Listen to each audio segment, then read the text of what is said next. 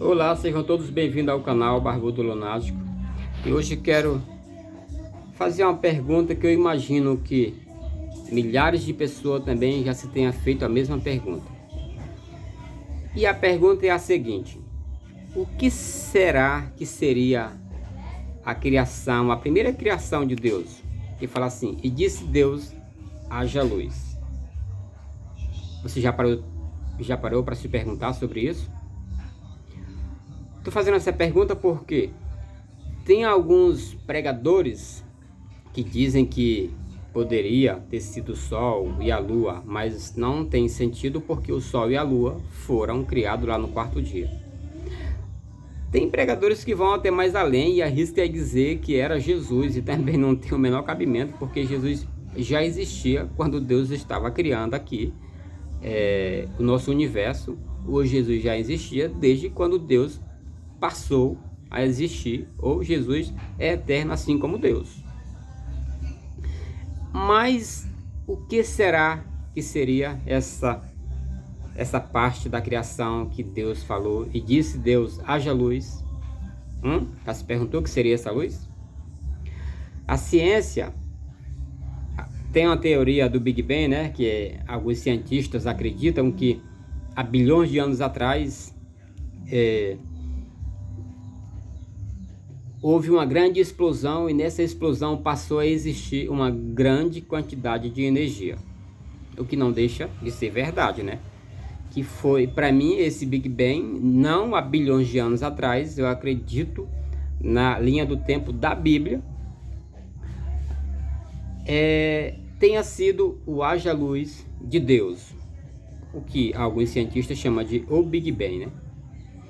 Agora, se fôssemos trazer aqui, se fôssemos conceituar, se pudéssemos dizer o que seria essa luz, o que seria? Porque quando Deus criou os peixes, eram literalmente os peixes. Quando Deus criou a água, era literalmente a água. Quando Deus criou o homem, era literalmente o homem. Quando Deus criou o sol e a lua, era literalmente o sol e a lua. Mas e o que seria essa luz lá no início da criação?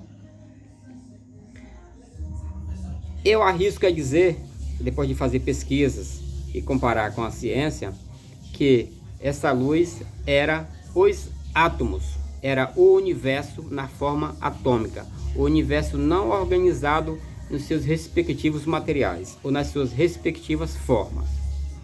Por quê? Se trocássemos a palavra átomo por matéria, se Deus tivesse dito, disse Deus, haja matéria, seria coerente?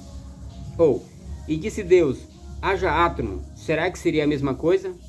Eu acredito que sim, porque quem tem ensino médio completo sabe que toda matéria é formada de átomo. Toda matéria, tudo. E átomo, segundo a ciência ou segundo a física, é energia. Será que energia é a mesma coisa que luz?